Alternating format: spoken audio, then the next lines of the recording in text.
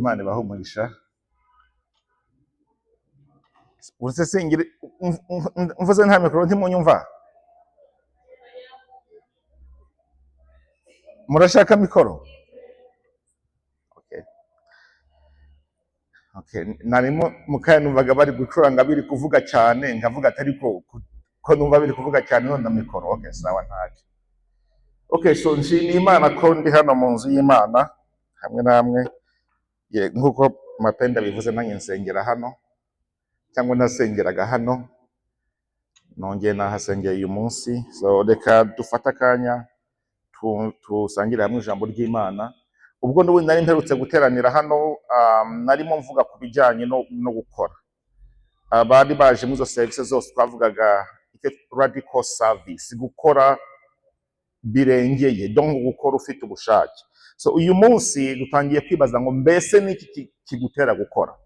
Iyo ukora umurimo w'Imana, iyo uririmba, iyo uzakora ku rusengero, iyo uzakora ibyo byose dukora, ese ubiterwa n'iki? Impamvu ibigutera ni iyihe?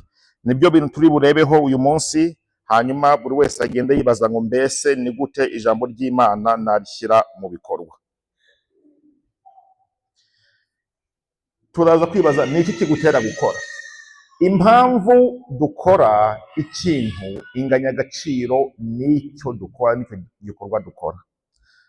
No kuvuga ngo ubu wicaye ahangaha, impamvu yatumye uza hano, impamvu ituma ukaza ugakora mu rusengero, ugakoropa, impamvu ituma uvuga ubutumwa, impamvu uririmba, hari icyo ni igikorwa tubonesha amaso, ariko nyuma y'icyo gikorwa hari ikintu kibigutera.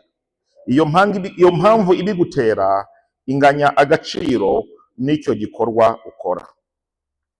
Matayo 6:1, mwirinde gukorera gukiranuka kwanyu imbere y'abantu kugira ngo babarebe.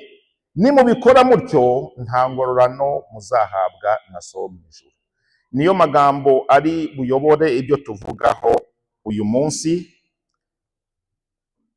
Imana ntiyita gusa ku byo tuyikorera, yita cyane no ku mpamvu ibidutera. Impamvu dukora ikintu ifite agaciro kangana n'icyo gikorwa turi gukora. Turaza kureba ku byanditswe bitandukanye uko tugenda twiga. Muri Luka 17 tubona Yesu akiza ababembe 10, ariko niba mwibuka hagarutse bangahe? Umwe gusa niwe wagarutse gushima. Abakolosayi 3:23 no kujya kuri 24 batubwira ngo dukore byose n'umutima wacu wose nk'abakorera umwami. Abagalatiya 1:10, ese turashaka kwemerwa n'abantu cyangwa n'Imana? Yohana 13:17 tubona Yesu yoza ibirenge by'intumwa ze. Mu Bakorinto 13 tubona ko tudafite urukundo ibyo dukora byose ntacyo byaba bimaze. Urukundo rugomba kuba igitambo cy'ingenzi.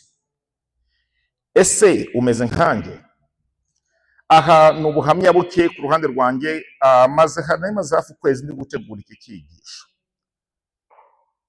Iyo uri gutegura ugomba kwigisha, usubira inyuma ukibaza ndigisha iki, bimeze bite? Mu myaka yashize cyangwa mu gihe cyashize nafashije umunyeshuri kwishyura amafaranga y'ishuri. Icyari gisekeje kandi nta nubwo ishuri rye ryose ryishyuwe n'amafaranga yanjye bwite, yavaga ku nshuti zanjye, ku bavandimwe babikora. Ariko noneho nyuma yaho navuga ngo uriya munyeshuri najya kwandika igitabo, uriya muntu ajya kurangiza doktora yiwe cyangwa iyi porogaramu ari gukora, ariko bimeze kose buriya azi kuri paji yo gushimira azandikaho izina ryanjye, azandika ati ndashimira Steven. Urabona abanyeshuri murabizi iyo muri kurangiza amashuri ntimwandika mushyiraho abantu mushimira, ariko nontegereje nza gusanga ntabwo nanditsemo. Ariko uwo mwanya wabaye indorerwamo idasanzwe ku buzima bwanjye.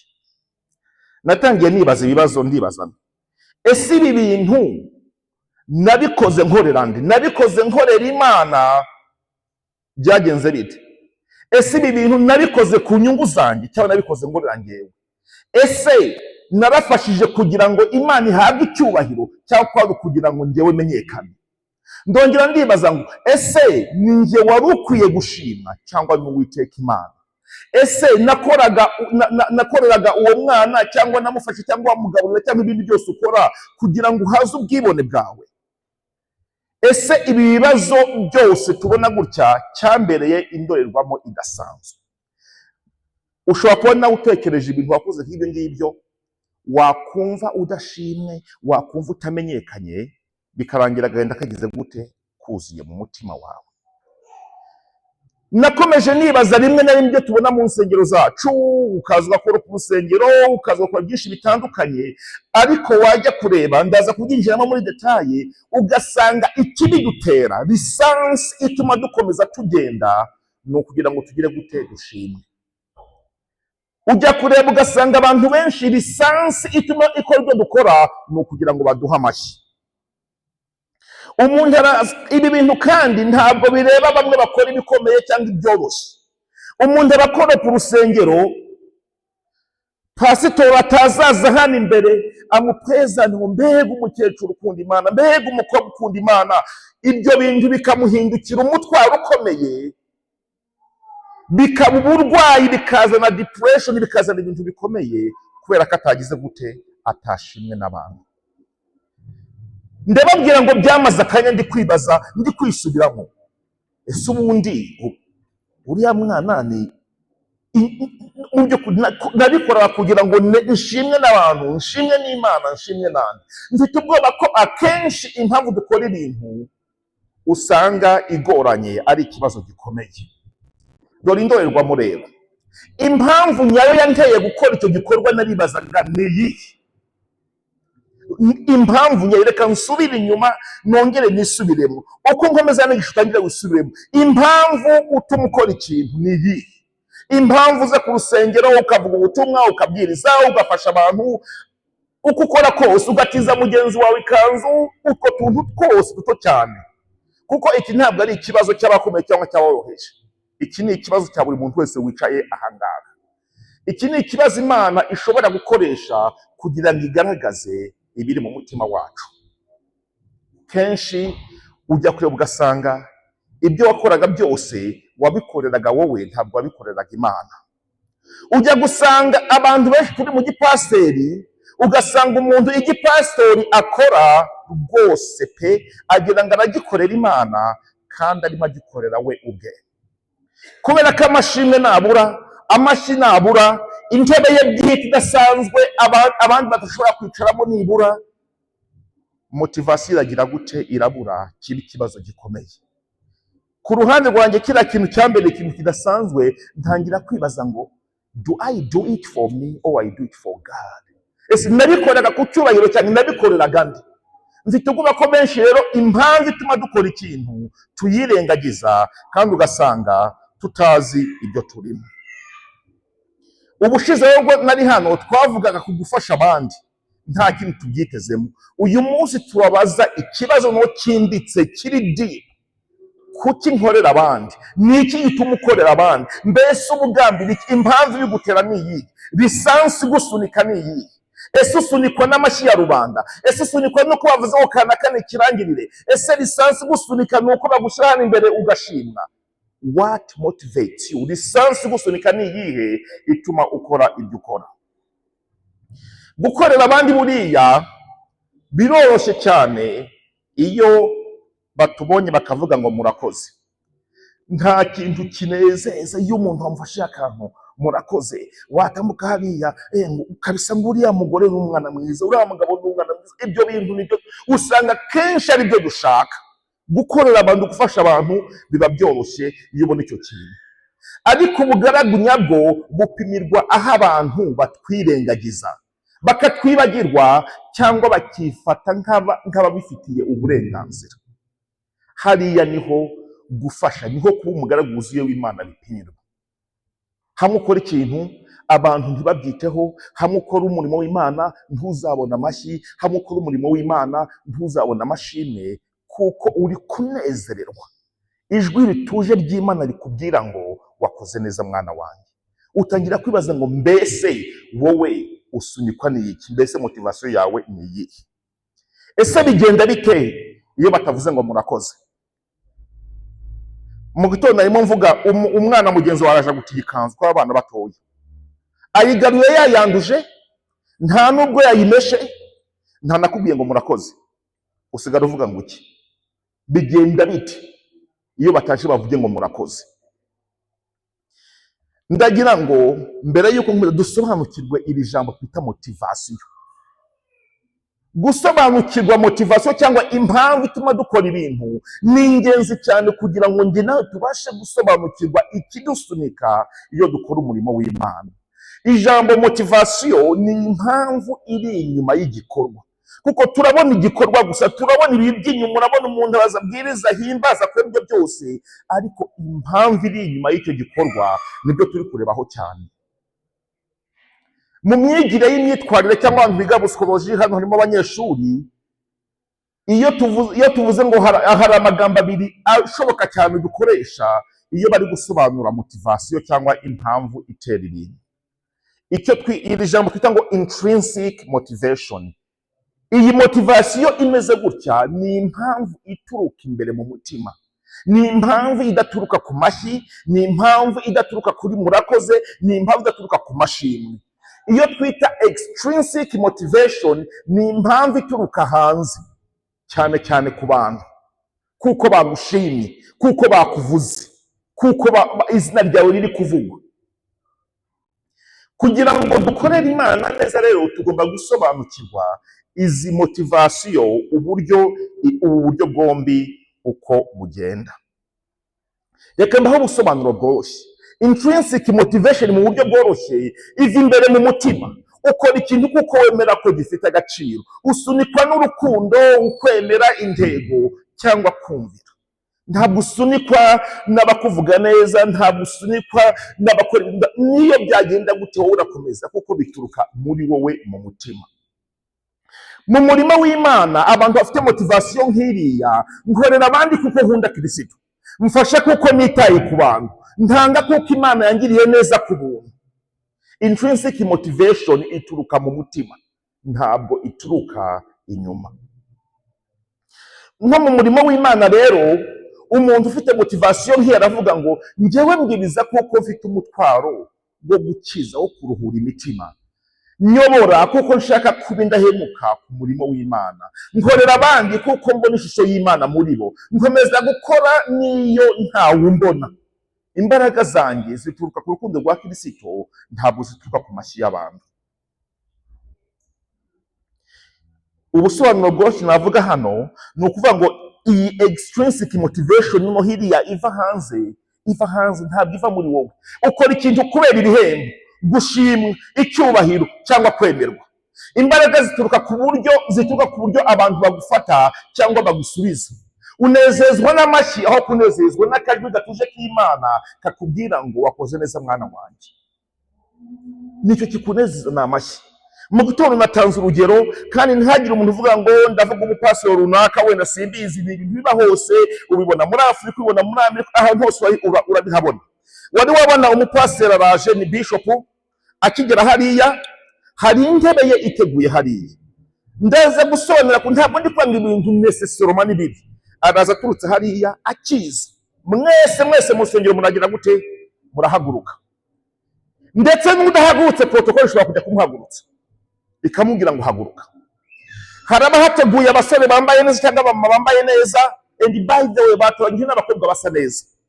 Bagende hariya batware Bibiliya ya bishop cyangwa ya apostle, bayizane, bamukurikire, bashyire ku meza, atambuke yicare kuri ya ntebe idashobora kwicarwamo nande n'undi muntu n'umwe. Ngira ngo muri iyi minsi ho hari n'abagira umuryango agomba kwinjiramo wenyine, wowe udashobora kuwucamo.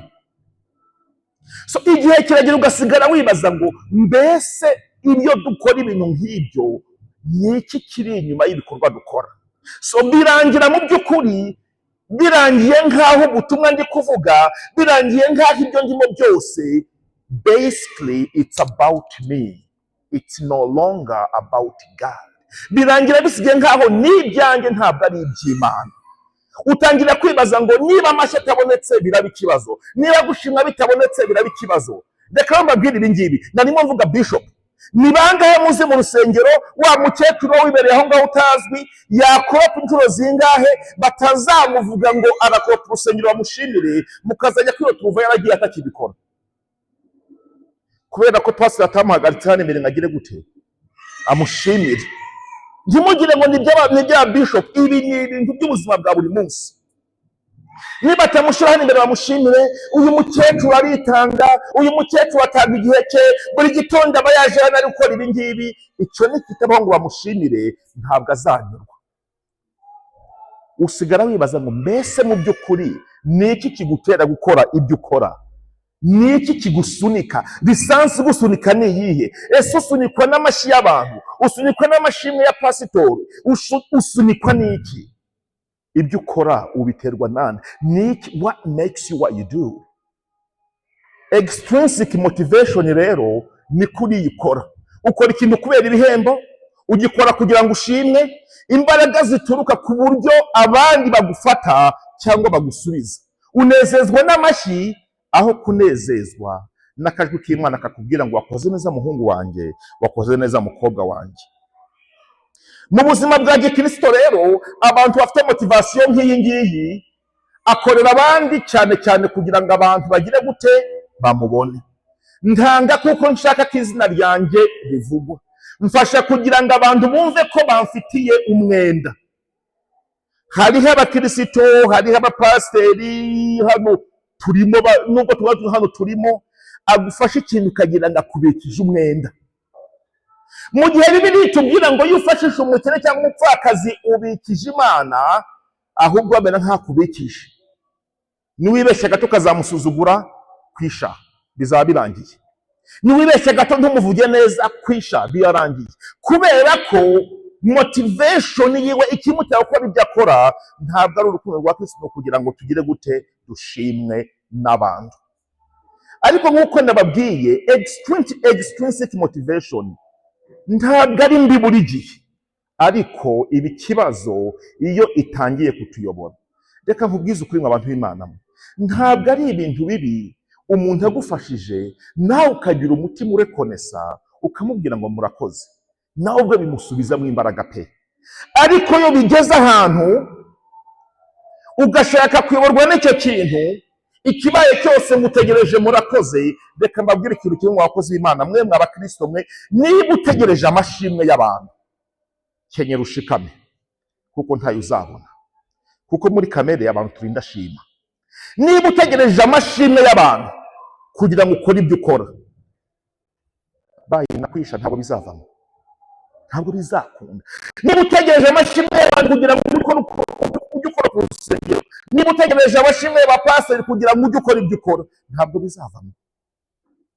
Ariko babandi basobanukiwe araza akabikora byose, ntibazanamenye ko ari we wabikoze, kuko ikimunezeza motivasiyo yiwe anezezwa n'akajwi gatuje k'Imana kamubwira ngo wakoze mukobwa wanjye, kamubwira ngo wakoze mwana wanjye. Ariko kubera urusaku kwirwa mu bitekerezo byacu, amacakubiri arimo muri twe, ngo ariko bariya bapasiteri ntibabone ko nkora, ariko bariya abantu ntibabone ko nkora. Urwo rusaku ruri mu mitwe yacu nta nubwo rujya rutuma twumva rya jwi ry'Imana, nta nubwo rutuma wumva rya jwi ry'Imana rikubwira ngo wakoze neza mwana wanjye, kuko harimo urusaku rwinshi, harimo bitterness, harimo byinshi cyane. Bashimye uriya ntibanshimye, byagenze gutya. Ni ibyo ngibyo wagira ngo icyo dukora ni ukugira ngo tugire gute tubonwe n'abantu. Mwaretse tugahitamo kubonwa n'Imana, waretse tugahitamo gutuza, ukareka urwo rusaku rwose ukumva mu mutima wawe, ukumva ijwi rituje rikubwira ngo wakoze neza mwana wanjye. Iyo tugeze mu murimo rero, aba bantu dufite motivation yo hanze, extrinsic motivation, mbwiriza kuko nshaka gutumirwa, bamenye ko ndumuvuga butumwa mwiza, bambone kuri YouTube, bajye bantumira, bandike bashyire ku maposta ku binyamakuru hariya Dr. Karanakaraje, abo twabaye mu gitondo nababwiye ngo uragenda ugasuhuza pasiteri ngo kutanyise reference. Ibyo turabona umunsi ku munsi. Pasiteri mwaramutse, ongeraho revera. Pasiteri mwaramutse, ongeraho pasiteri Duteri. pasi utwo tuntu twose usigara wibaza ngo mbese icyo turi guharanira ni iki? Ni amashimwe y'abantu, ni amashimwe yandi. Nyobora kuko nshaka izina cyangwa umwanya, nshyira ibikorwa by'umurimo ku mbuga nkoranyambaga kugira ngo abantu bandate bagende amakomantire atandukanye. Ncika intege iyo ntawe wagize gute, nta wanshimye. Ni kangahe bitubaho ugakora.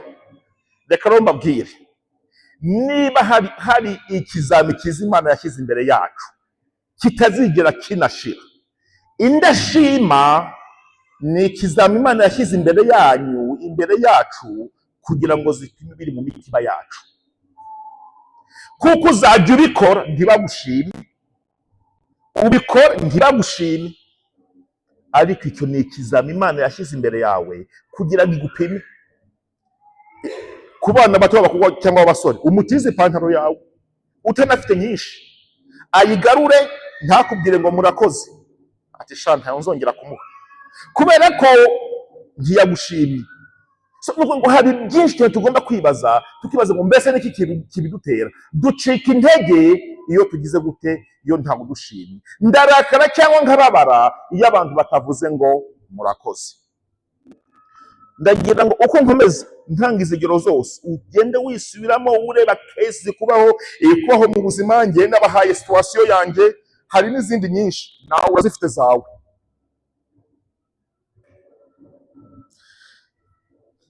Reka dutandukanye noneho ziriya motivasiyo zombi. Ese motivasiyo iri intrinsic, iri yiva mu mutima, n'iri yiva hanze bitandukaniye hehe? Motivasiyo iva mu mutima dukora kubera urukundo dukunda Kristo, dukora kubera impuhwe tugirira abantu, kubera ko natwe yatugiriye impuhwe, dukora kubera kumvira Imana, dukomeza gukorera Imana niyo nta kumenyekana kubonetsemo. Ntabwo dukoreshwa n'amashyi yabo tuyobora cyangwa dufasha. Ntabwo lisansi tumukora ari amashyi cyangwa amashimwe y'abantu. Ariko iriya motivasiyo yo hanze yo ikora kugira ngo ushimwe n'abantu, kugira ngo umenyekane, uhabwe icyubahiro, kugira ngo amashyi no kwemerwa bibeho. Akenshi abantu bafite iriya motivasiyo ihita igabanuka iyo nta gushimwa n'abantu kwabayeho. Iyo udashimwe n'abantu ngo bakurate iragabanuka, nk'uko nababwiye. Iyo yakoraga mu rusengero aracika akagenda, mu gihe ruriya rusengero urakora ntawe umenya ko wakoze, urakora ntawe ugushima. None se waje hano gukorera abapasiteri? Waje se gukorera? Waje gukorera Imana yagutumye. Reka ntimuze kunyumva nabi, ntabwo navuze ko gushima byakagombye, ariko ikibazo turinda shima. Reka ntarinda shima ngenzi yayo, nicyo kibazo kibaho. Ariko iyo uzi uwaguhamagaye, iyo uzi icyo uri gukora, ntabwo ucika intege. Niyo ayo mashimwe yabura, niyo uko kumenyekana kwabura, niyo wamara imyaka 5 pasi atanagusuhuza, bamwe bagira amatorero manini. Kuko ntabwo ikigushyize aho uri ari ukumenyekana, ntabwo ikigushyize aho uri ari ukugira ngo ubone amashimwe. Uhari kugira ngo ushyire Kristo hejuru. Reka twibaze rero ikibazo kiri hano. Ese wakomeza gukorera Imana unezerewe niyo ntawe ukubona, niyo haba ntawe ukubona, ntawe ugushimira, nta n'uguha icyubahiro? Tuvugishe ukuri, ntihagire ushira akaboko hejuru, ni bangahe babishobora cyangwa ni bangahe babikora? Kuba ati njyewe ndakomeza gukorera Imana nubwo nezerewe n'umutima ukunze ndacitse intege, nubwo ntawe umbona, nubwo ntawe unshimira, nubwo nta numpa icyubahiro. Ikibazo rero si ukwibaza ngo nkorera Imana. Ikibazo ahubwo ni ukwibaza ngo niki kigutera gukorera Imana, niki kigutera gukorera abantu, impamvu iri inyuma y'iyo ni iyi. Imana isuzuma impamvu zidutera gukora ibikorwa byacu, ntabwo isuzuma ibikorwa gusa. Hari igihe njya nibwira ko ahubwo Imana ishobora kubisuzuma impamvu ituma dukora kurusha ibikorwa twakoze.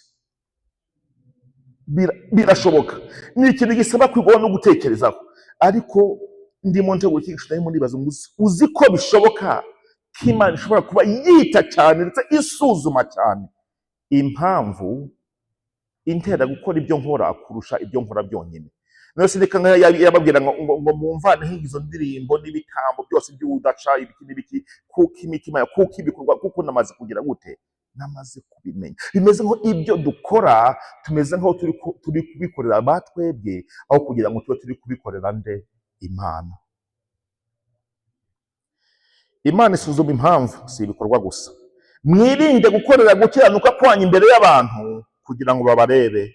Yesu ntiyavuze ati ntimukore gukiranuka, yavuze ati ntimugukorere imbere y'abantu kugira ngo bagire gute, babarebe. Gutanga ni byiza, gusenga ni byiza, gukorera abandi ni byiza, ariko ubikore utabikoreye kurebwa, ubikore ubikoreye gushyira izina ry'Uwiteka Imana hejuru. Ikibazo si igikorwa gusa, ikibazo ni impamvu igutera kugikora. Dore ikibazo nshaka kubaza buri muntu wese uri hano. Ese Imana ikuyeho kumenyekana mu murimo dukora, mu murimo w'Imana, mu byo ukora, akantu kose ukora mu rusengero, bariya ba protokole, bariya bandi, akantu kose ukora mu rusengero, ese Imana ikuyeho kumenyekana mu murimo dukora, ishyaka ryawe ryakomeza kuba rimwe? Just think about this one. If God took away public recognition, would your passion fade? Would you keep serving joyfully? Imana yamutse ikuyeho kumenyekana ikaba bikagenda, menya abapasiteri bamwe bakivamo, donc bikamera nk'aho bibaye, ukazana ukabwiriza ariko ubizi neza ko abantu batari kureba, nta utazamenyekana, icyo kintu kikavaho. Wakomeza ugakora ufite ishyaka ry'umurimo w'Imana. Gukorera abandi rero biroroha iyo gushimirwa byizewe kandi n'amashyi y'urufaya ahari. Siko bimeze? Biremera cyane iyo amashyi ahari yo gushimwa wizeye ko bihari.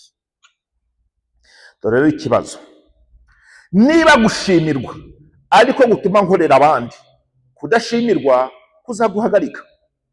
Niba gushimirwa, kumenyekana kwa pasiteri ari byo bituma ukorwa mu rusengero, nibitabaho uzagenda, uzabireka, ntabwo uzakomeza kubikora. Niba amashyi atuma ukora umurimo w'Imana, amashyi nabura izaguca intege. Iyo ni reality, ni ukuvuga ngo nibitakunda ntabwo uzakomeza gukora. Niba kumenyekana ariko gutuma utanga, kwirengagizwa kuzakuzanira uburakari, bituma udakomeza gutanga. Ese wakomeza gukorana ibyishimo n'igihe nta ukubona, nta ugushimira, nta no guha icyubahiro? Ese wakomeza gukorana ibyishimo n'igihe nta ukubona, nta ugushimira, nta no guha icyubahiro? Again, ni wewe utekereza umutima wawe wisubize. Abantu badashimira bagaragaza ibihishe mu mitima yacu n'impamvu ituma dukora. Indashima ni ikimenyetso cyiza, ni test nziza Imana yashyize imbere ya buri muntu wese. Nkuko nabivuze, ikibazo nuko biragoranya kugira ngo indashima ebyiri zigire gute, zishimane. Utangira kwibaza ngo mbese igituma nkora ibyo nkora ni ikihe? Abantu badashimira bagaragaza ibihishe mu mitima yacu n'impamvu ituma dukora. Ni ukuvuga ngo niba ushaka gupima neza abantu badashimira, biroroshye cyane, bihita byexposa ibiri mu mitima yacu. Yesu yakijije ababembe 10. Ntimuzi ayo makuru? Ababembe 10 yarabakijije, bose barakira, baba bazima. Niba mwibuka amakuru, uwagarutse ni umwe wenyine niwe wagarutse gushimira Yesu. Yesu yabonye ko abandi batagarutse, arabaza ngo abandi 9 bari hehe? Kudashimirwa birababaza, ariko ntibigomba kuyobora kumvira kwacu. Ngira ngo bamwe muri twe iyo tuza kuba turi mu mwanya wa Yesu dufite nk'imbaraga dufite, twari kuvuga ati ziriya ndashima reka nsubize uburwayi bwazo. Ariko ntabwo ariko Yesu yabigenje. Uwo yaraje na za ndashima ntabwo zabaye topic agiye kuvugaho cyane, yarabibonye ko zihari ariko ntabwo yazatse ayo mashimwe icyo yazihaye. Mpamya ko zinagarutse yakongera akazikiza.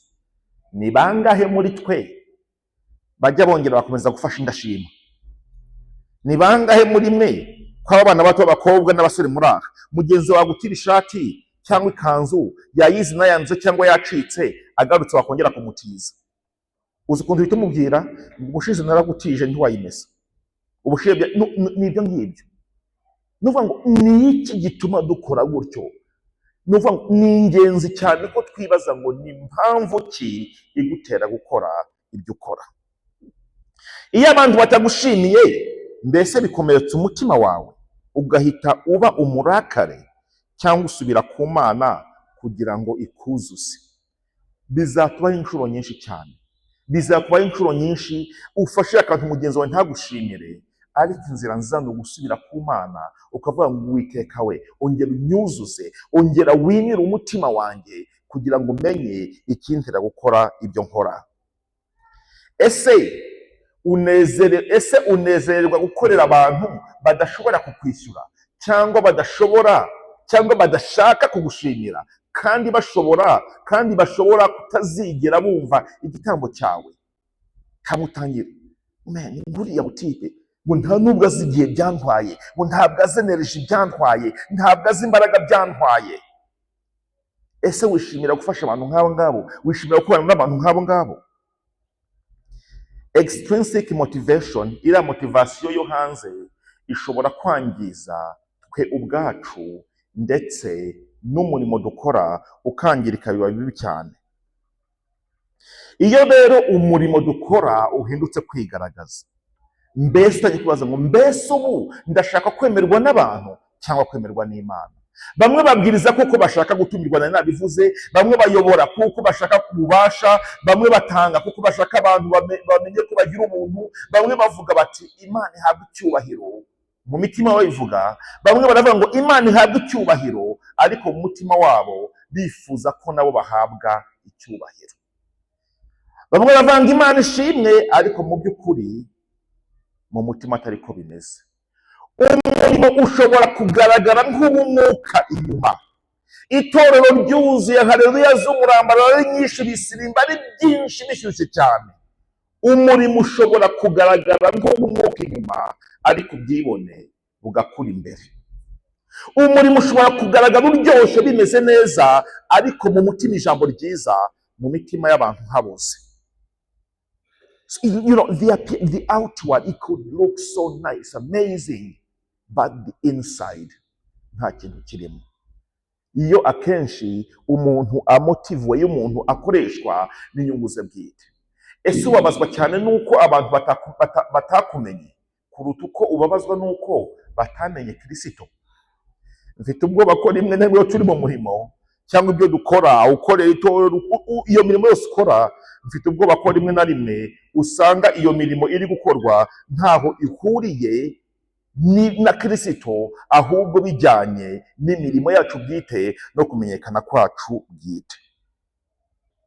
Umurimo ushobora kugaragara rero nk'umwuka nk'uko mbivuze, ariko inyuma ubwibone bugakura imbere. Ariko noneho ya motivasiyo ituruka imbere, ya intrinsic motivation, itugumisha mu budahemuka iyo kumenyekana n'amashyi bigize gute bibuze. Iyo kumenyekana n'amashyi bibuze, uravuga ngo njyewe ntabwo lisansi yanjye ari amashyi, ntabwo nsunikwa n'amashimwe, ntabwo nsunikwa n'abambwira ngo uri umuntu mwiza ngo uri iki. Oya, usunikwa n'urukundo rwa Kristo biza imbere. Ese iyo Imana iza kuba ariyo yonyine izi igitambo cyawe cyangwa umurimo wawe, byaba bihagije? Tekereza ikibazo. Iyo Imana iza kuba ariyo yonyine, nta umuntu n'umwe uzi uwo wafashije, nta wundi muntu n'umwe uzi uwo wahaye icyo kurya yaburaye, nta wundi muntu n'umwe rutoki ubizi, n'umugabo watabizi cyangwa umugore watabizi, ari Imana yonyine ibizi, wakumva utuje, wakumva unezerewe? turajya kubeshya benshi ntabwo twanezerwa, kuko ikitumutiva ni dushaka ko abantu bagira gute bamenya icyo twakoze, dushaka abantu bagira gute bamenya ko dukora. Ariko ni ukwibaza ngo mbese ari Imana yonyine ikaba ariyo audience yawe yonyine, ibyo byakunezeza? Wanezerwa n'ijwi ryayo rituje rikubwira ngo mwana wanjye wakoze neza? Ibyo mukora byose mubikore mubikuye ku mutima nk'abakorera umwami. Iyo mfashije umuntu Imana irabibona, iyo utanze kandi ntawe ugushimiye Imana irabireba, iyo ukora abantu bagoye kandi bagorana bimeze gute ubikora umutima ukeye Imana irabibona. Twagombye kugera kuri urwo rwego ruvuga ngo njye ntabwo nkeneye kurebwa n'abantu, nkeneye kurebwa nande n'Uwiteka Imana. Dore ikindi kibazo ngiye kukubaza, ese kwemerwa n'Imana biraguhagije igihe gushimirwa n'abantu bibuze? Yemwe bantu b'Imana, kwemerwa n'Imana biraguhagije umaze umwaka ukora ku rusengero ntawe urabimenya ko ubikora? Yego, aho ni sawa cyane. Mbese kwemerwa n'Imana wumva biguhagije igihe gushimirwa bibuze, igihe amashyi abuze? Abagaragu b'ukuri basuzuma ikibatera gukora ibyo bakora umunsi ku munsi, bakora self check, bisubiramo umunsi ku munsi. Utangira kwibaza ngo kuki mbikora ibi, kuki mbikora? Utangira kwibaza ngo ninde nshaka kunezeza? Utangira kwibaza ngo nifata nte iyo ntamenyekanye? Utangira kwibaza ngo ese nishimira ko abandi batsinda cyangwa numva bimpangayikishije? Utangira kwibaza ngo ese nkorera Imana n'ibyishimo niyo nta mashyi mbonye? Ese nitaye cyane ku guhinduka kw'abantu cyangwa kurusha ko izina ryanjye rimenyekana? Ese nshaka kubaka ubwami bw'Imana cyangwa nshaka kubaka platform, cyangwa nshaka kubaka urubuga rwo kumenyekana?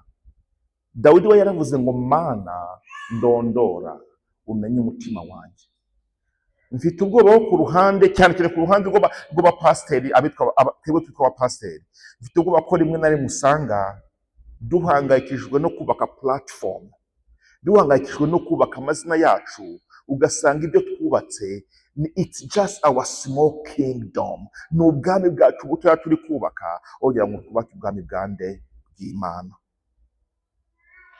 Ubugaragu bukomeye bugaragara mu gukomeza gukorera Imana niyo twirengagijwe, tutumvishwe, tudahawe amashyi cyangwa ngo dufashwe nkaho ntacyo twakoze, kubera ko impamvu ibidutera idaturuka hanze. Dusubiza imitima yacu ku Mana twemera ko twababaye kubera ko tutamenyekanye, twatura ubwibone bwacu bati Mana rwose kabisa haraho nageze numva ngize ubwibone, numva bigenze gutyo nshaka kumenyekana. Dusaba Imana gusukura impamvu, gusukura motivation zacu zidutera gukora ibyo dukora, twibuka ko Yesu yadukoreye kandi tutashoboraga kumwishyura. Abantu bamwe hari impamvu, niki kigutera gukorera Imana? Hari abantu rwose lisansi yabo mu gukorera Imana ari amashyi, kumenyekana, gushimirwa, kugenzura abandi, ubwibone, gukenera kugaragara.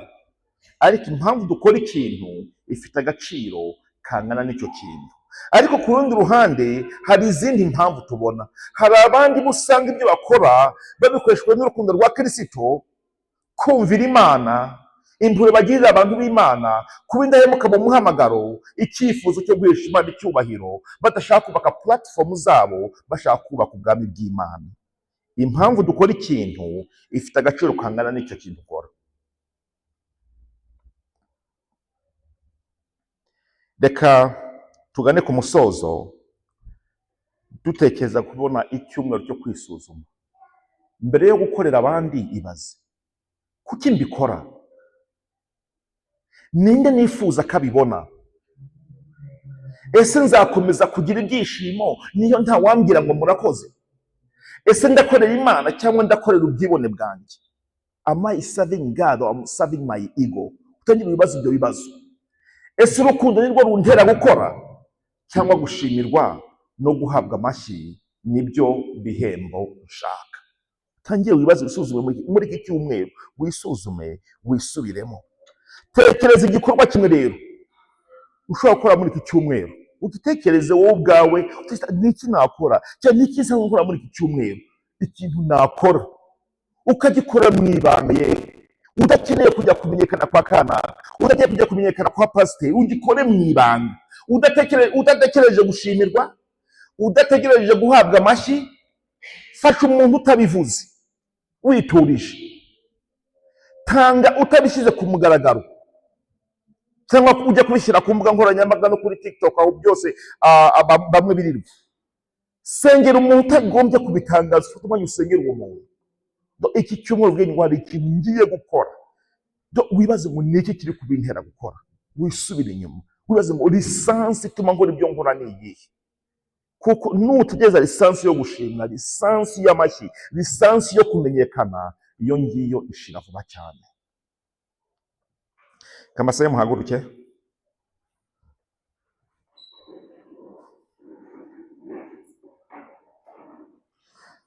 Tugiye twese gusengera isengesho hamwe. Ni isengesho rigufi, ntabwo ari rirerire.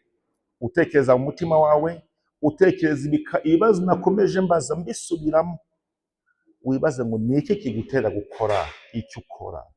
What motivates you? Reka twese dusengere hamwe iri sengesho. Mwami, sukura impamvu zintera gukora ibyo nkora, nyigisha gukorera abandi nk'ukorera wowe, mbohora kukwifuza gushimwa cyangwa kumenyekana, mfasha gukorera mu rukundo, kwicisha bugufi n'ibyishimo niyo ntawe mbona. Amen. Mukomeze gato tugihagaze, tugiye gukora nicyo twita declaration. Ni nk'ikintu ukora ukavuga ngo iki ngiye kukiyemeza, ukavuga ngo ndabideclare, ndabyemeye, ndabikubwiye Mana yanjye. Twese hamwe tuvuga amagambo tuvuga ngo Mwami, nkora ibyo nkora kuko ngukunda. Ntabwo dutegereje amashyi, nta kintu dutegereje, ukora ibyo ukora kuko ukunda Imana. Reka nsabe Pastor Rutunda, nubwo ntanamuteguje aze hano gato nawe afata umwanya wo gusenga. Reka mbasabe mwese, subira mu mutima wawe, twavuze byinshi, utangire wisubiremo. Ibaze wowe ubwawe, ni iki kigutera gukora ibyo ukora? Lisansi gusunika ni iyihe? Ni amashyi y'abantu? Ni gushimwa n'abantu? Ni uguhabwa icyubahiro?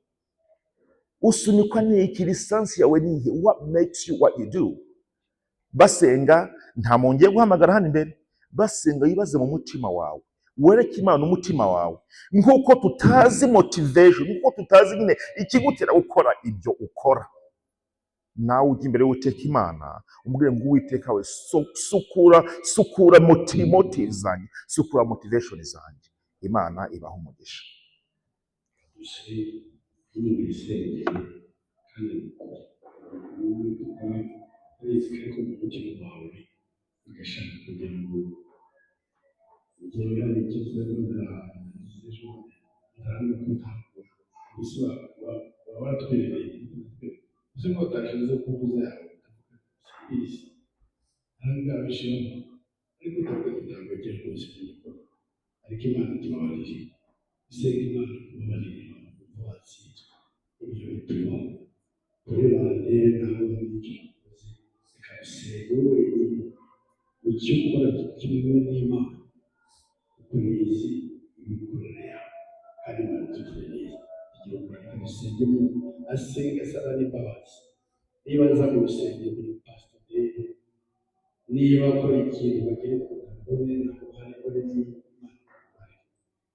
Mana data mu izina rya Yesu, twumvishije ijambo ryawe kandi turatsinze.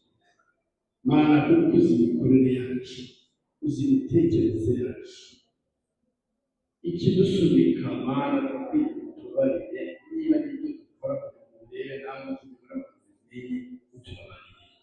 Icyiza ni uko Mana uri Imana y'imbabazi, kandi ijambo ryawe ribereye kudukemura no kugira ngo Mwami bitwereke inzira duhagurukire mu gukora Imana kubera urukundo rwawe. Ukore Mwami kugira ngo abe ari wowe gusa uzashima, n'abantu batabimenye n'abagize ngombwa banabimenye, kandi tubabarire tugenderere mu mwandiko yacu kumwe nawe. Ibyo dukora byose mwami aba ari wowe gusa, kumenya kuko ubyemera kuko ari ubishaka. Ntabwo isi ntacyo yagushimaho, nta n'icyo tuyitezeho, ariko ni wowe ugiye. Turagushima Mana n'imbabazi zawe zihoraho. Utwigishe gukora tuvuga ngo turabakozi b'imfabusa. Mana ngo tugire neza, urusheho kudufasha no mu mikorere yacu, urusheho umwanya, urusheho kubana nawe, imibanire yacu nawe kugira ngo ushime nawe. Urakoze Mana ku ijambo ryawe. Reka Mana ridukore, ridufashe, riduhindure, kandi nawe turusheho kugukorera ntabwo tubona nta n'ibyo abantu tubashaka, kugira ngo umwami Imana tubabone ubwami bwawe.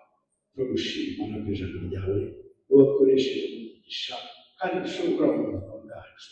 Turusheho mwami kw'imwami mu kwitangira kugira ngo tuzabone ingororano zituruka iwawe. Turagushima ibyo byose mu izina ry'Umwami wacu Yesu Kristo. Amen.